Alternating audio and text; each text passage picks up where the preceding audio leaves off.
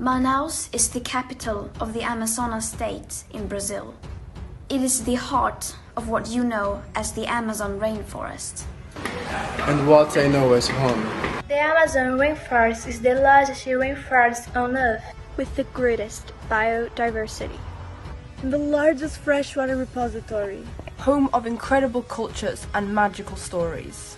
Extraordinary animals and unbelievable lives. We are under attack. We are dying. We are dying. We are dying.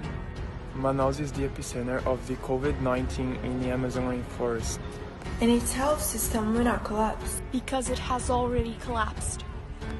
Our infrastructure can't handle. All those migrants heading to Manaus every day. Looking for treatment and a chance to live. Adults, teenagers, children and babies. More than 100 families are losing their loved ones every day. But this number could be much smaller if the hospitals had the basic necessary infrastructure. We need your help. The traditional people of the Amazon need your help. The Amazon rainforest needs your help.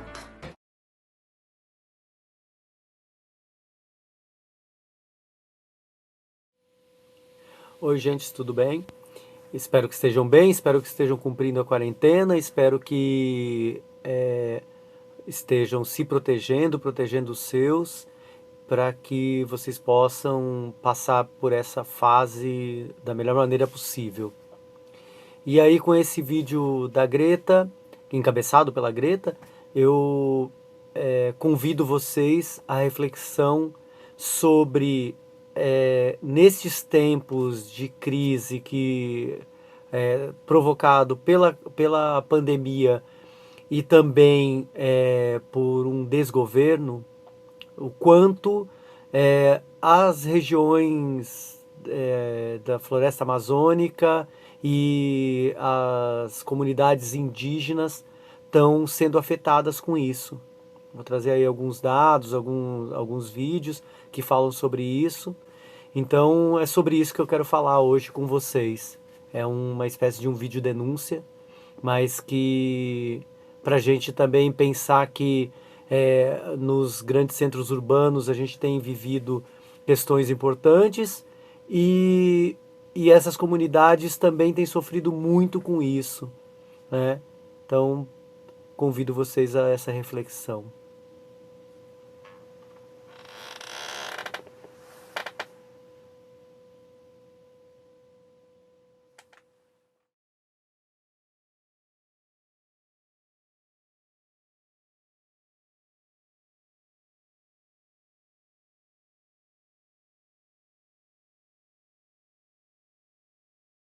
Estamos aqui em frente à Unidade Básica de Atendimento às Populações Indígenas da Terra Indígena Barreira da Missão.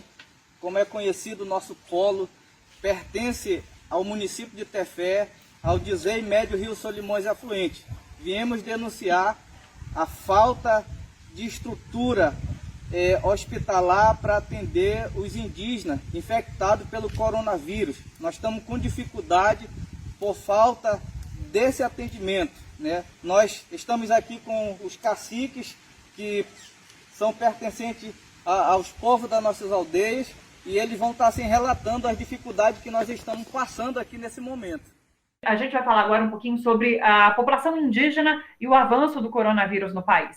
Menos de uma semana atrás, no dia 1º de abril, foi confirmada pela Secretaria Especial de Saúde Indígena o primeiro caso do novo coronavírus em uma pessoa indígena no Brasil. Foi no Amazonas. É uma mulher de 20 anos do povo Cocama. Ela é moradora de Santo Antônio de Sá, no interior do estado, que fica na margem do Rio Solimões. E ela trabalha como agente de saúde.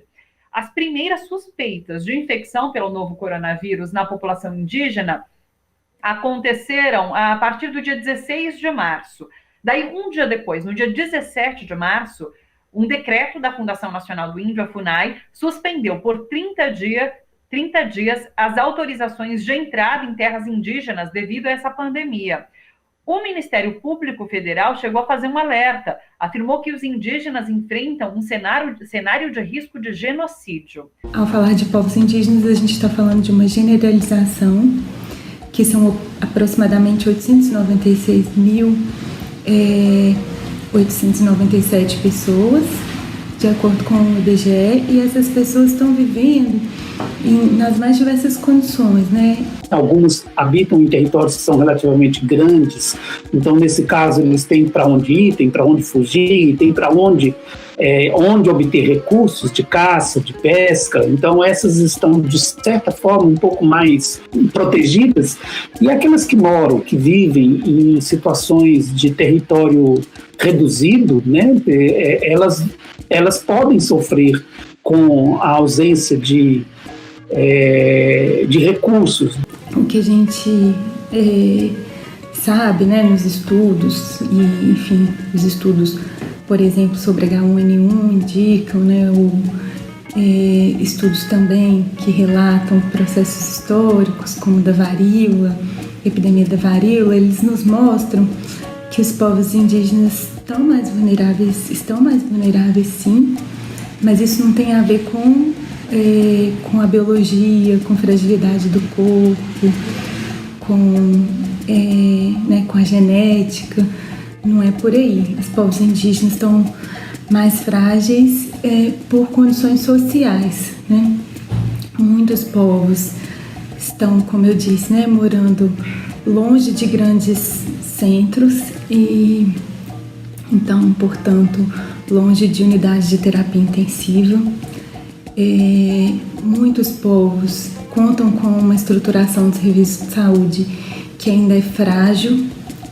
Então, né, se a gente pensar um exemplo, a ausência, por exemplo, do programa Mais Médico hoje deixa muitas aldeias em situações bem mais frágeis diante dessa epidemia do Covid.